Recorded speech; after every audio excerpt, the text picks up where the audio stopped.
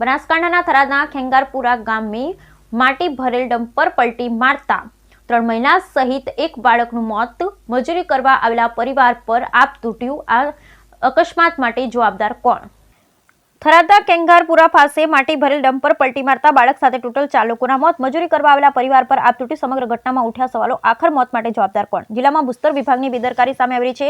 અનેકવાર ડમ્પર ચાલકો દ્વારા નિર્દોષ લોકોના જીવ લેવામાં આવી રહ્યા છે. ત્યારે ભૂસ્તર વિભાગ અને આરટીઓએ હવે જાગવાની જરૂર છે અને બેફામ ચાલતા ડમ્પર ચાલકો સામે કાર્યવાહી કરવાની માંગ ઉઠી.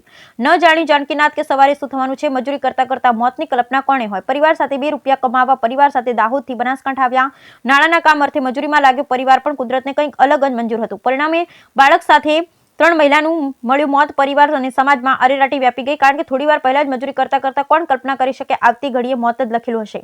વાત છે થરાદના ખેંગારપુરા આસપાસની 10 દિવસથી નાળા કામગીરી ચાલતી હતી, જ્યાં માટી કામ પણ ચાલતું હતું. ત્યાં દાહોદથી મજૂરી અર્થે આવેલો પરિવાર કામ કરતો હતો. સમગ્ર કામગીરીમાં માટી ભરેલ ટ્રક ત્યાં પલટી મારી જતા 3 મહિલા સાથે એક બાળકનું મોત થયું. જ્યાં ટ્રક જઈ શકે તેવી સ્થિતિ ન હોવા છતાં ટ્રક ચાલકે ટ્રક લઈ જવાની કોશિશ કરતા ઘટના ઘટી હોવાનું સામે આવ્યું. ઘટના બાદ ટ્રક ચાલક ત્યાંથી ભાગી ગયો. ટ્રકની માટી નીચે દબાઈ ગયેલા તમામ 4 લોકોના મોત થયા. 1 કલાકની જહેમત બાદ દબાયેલાને બહાર નીકળવામાં આવ્યા. તેમને બચાવી ન શકાયા. સમગ્ર ઘટનાની જાણ થતાં થરાદ પોલીસ પણ ઘટના સ્થળે પહોંચી બચાવ કામગીરી હાથ ધરાઈ. માટીમાં દબાયેલા બહાર નીકાળી હોસ્પિટલ પહોંચાડવામાં આવ્યા, પણ હોસ્પિટલ પહોંચે પહેલા પ્રાણ પંખીરું ઉડી ગયા. ડોક્ટરે પીએમ કરી મૃતકની લાશને પરિવારને સોંપી. થરાદ પોલીસે ગુનો નોંધી તપાસ પણ શરૂ કરી. સમગ્ર ઘટનામાં એક બાળક સાથે 3 મહિલાના મોત થયા.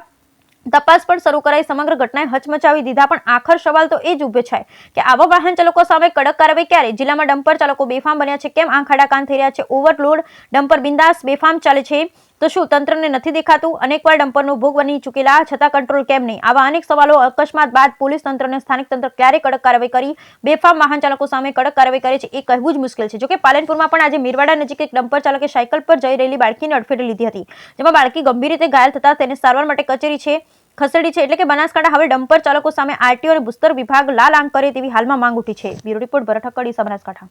લગભગ 4:30 વાગે, બપોર પછી 4:30 વાગે ખેંગારપુરા ગામ છે. તે ખેંગારપુરા ગામ પાસે રોડનું કામ ચાલુ હતું અને લોકો ત્યાં રોડની દિવાલ બનાવવાની હતી. દિવાલની નાલી ખોદવાનું, માટી કાઢવાનું કામ ચાલુ હતું.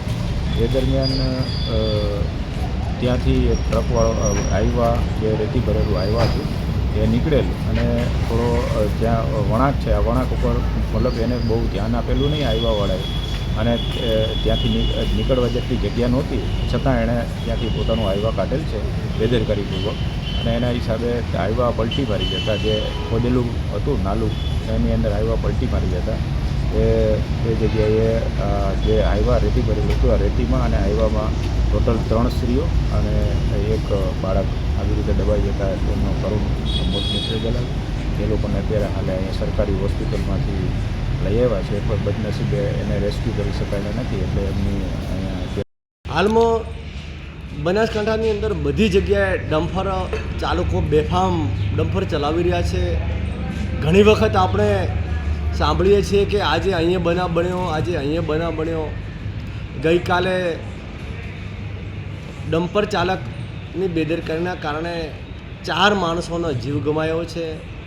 આ બાબતે સરકાર સત્વરે જાગે અને ખાણ ખનિજ વિભાગ પણ જાગે કે આ લોકો બેફામ ચલાવતા હોય છે ને ઓવરલોડ કરીને ચલાવશે, જેના લીધે વાહન કાબૂ ન થાય આપણે માની શકીએ છીએ. તો તંત્ર કંઈ નિંદામાં ઊંઘી છે. સરકારને મારી ચેનલના માધ્યમથી વિનંતી છે કે માણસોનો ભોગ લેવાય પછી તમે જાગો તો સરકાર પણ એમના લાગતા વળગતા અધિકારીઓને ગવર્મેન્ટ પગાર આપે છે, તો અધિકારીઓ શું કરે છે? હું તો સરકારને એવી વિનંતી કરું છું કે જે બનાવ બને તે લાગતા વળગતા અધિકારીઓ ઉપર પણ એક્શન લેવા જોઈએ.